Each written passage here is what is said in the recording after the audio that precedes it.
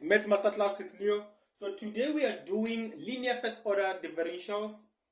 Okay, so now in the previous video we did an example where we were solving. So today we are proving, because it says show that the solution for the equation dy over dx plus 1 is equal to negative y over x is given by, this is the solution when these conditions are given, right?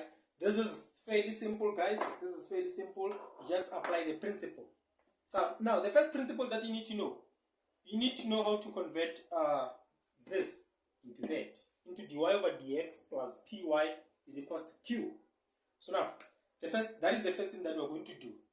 We need to convert dy over dx plus 1 is equal to negative y over x. We already know that the constant is 1, which is a good thing. The constant is 1 means we don't have to divide or cross multiply by anything. So now, here's my y and x. This is a constant. So it means I need to swap these things around and have dy over dx plus y over x is equal to negative 1. When I take this to the other side, it will be negative. This will be positive. This is what I have. Right? When I have it like that, can I rearrange this? Yes. I can say dy over dx plus 1 over x multiplied by y. I can do that. This is mathematically still correct, which is equal to negative 1. Then after doing that, I can say, looking at this, it means my py is equal to into 1 over x multiplied by y. Then I can divide by y, making my p is equal to what? 1 over x. Right? So now, looking at this, this is my q. Means my q is equal to negative 1. This is what I have. Straightforward. So now, when I have this, q and p, but p will help me to find my integrating factor. So my if is e integral of p multiplied by dx. Means I need to integrate p. The integral of p dx is equal to, what is the value of p? The value of p is 1 over x multiplied by dx. When I integrate 1 over x, this will give me ln of x. This is what I have. Substitute it back on my integrating factor, my if. My integrating factor will be e to the power ln of x. Making my ln and e, these are inverses of each other. Therefore, they will cancel. We will be left with what? X. This is what I will have, right? I'll be left with x. Then, I know I need to use this way. I know that y multiplied by the integrating factor is equal to the integral of the integrating factor multiplied by q. Let me just do that. Dx. This is what I know. This equation will help me to determine what? My general solution. That equation will help me to determine my general solution. So now, what is my integrating factor here? Y into x. That is my integrating factor. This is equal to the integral. My integrating factor is x. Multiplied by, what is the value of q? Negative 1. Multiplied by dx. This is what I have. Right? So now, when I want to integrate this, I can just say y of x.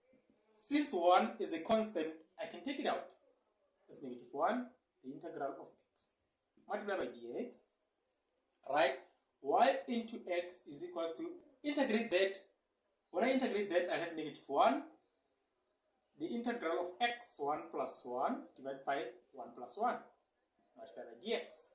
This will give me negative 1 multiplied by x squared over 2 plus the value of c. Right? This is that. Now, when I have this, I'm given boundary conditions. They say x is equal to 1 when y is equal to 1. So now, I can substitute 1 into 1 is equal to negative 1 multiply into 1